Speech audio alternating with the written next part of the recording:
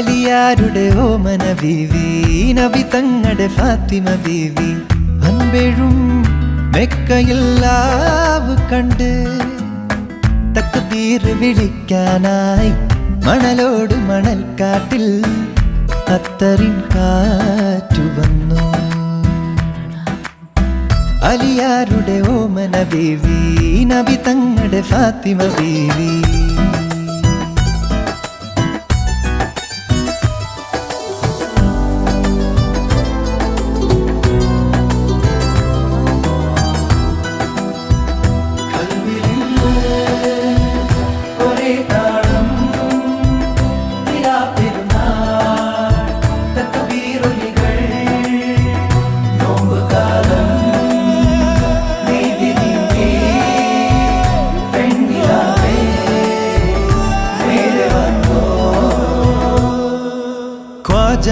മെഹബൂബിൻ തിരുവരുളാലേ രാവേറെ ചൊല്ലാൻ 1000 തഹ്ലീലുകൾ.